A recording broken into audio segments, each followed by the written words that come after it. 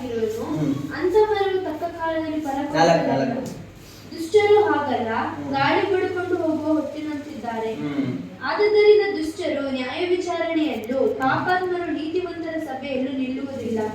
ಯೆಹೋವನು ನೀತಿವಂತರ ಮಾರ್ಗವನ್ನು ಲಕ್ಷಿಸುವನು, ದುಷ್ಟರ ಮಾರ್ಗವು ನಾಶವಾಗುವುದು. ಅದೇ ಯೆಹೋವನು ನೀತಿವಂತರ ಮಾರ್ಗನ ಲಕ್ಷ್ಯ ಕೊಟ್ಟು ದೇವರು ನಡ್ಸ್ಕೊಂಡು ಹೋಗ್ತಾರೆ.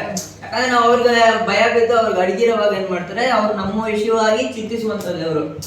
ಅದಕ್ಕೆ ಏನ್ ಮಾಡ್ತಾರೆ, ಅವ್ರು ನಮ್ಮ ದಾರಿನ ಸರಿ ಮಾಡಿ ನಡ್ಸ್ಕೊಂಡು ಹೋಗ್ತಾರೆ. ದುಷ್ಟರ ದಾರಿ ಆದ್ರೂ ನಾಶವಾಗುತ್ತೆ.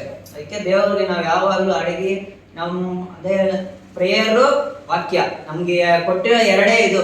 ಅವರ ಮಾತನ್ನ ನಾವು ಕೇಳ್ತಾ ಇರ್ಬೇಕು. ಅವ್ರ ಹತ್ರ ನಾವು ಮೊರೆ ಅಂದ್ರೆ ಕೇಳ್ಕೊಳ್ಳೋದು, ಪ್ರೇಯರ್ ಮಾಡೋದು, ಪ್ಲಸ್ ಏನೋ ಅವ್ರ ಹತ್ರ ರಿಕ್ವೆಸ್ಟ್ ಮಾಡೋದಾಗ್ಲಿ, ಆಮೇಲೆ ಇಲ್ಲ ಪ್ರೇಯರ್ ಮಾಡ್ತಾ ಇರೋದಾಗ್ಲಿ, ಕಂಟಿನ್ಯೂ ನಾವು ಪ್ರಾಕ್ಟೀಸ್. ಇದು ನಮ್ಗೆ ಜಸ್ಟ್ ಪ್ರಾಕ್ಟೀಸ್ಗೋಸ್ಕರ ಅಷ್ಟೇ. ಈ ಬೈಬಲ್ ಪ್ರಾರ್ಥನೆ ಅನ್ನೋದು ಪ್ರಾಕ್ಟೀಸ್ಗೋಸ್ಕರ.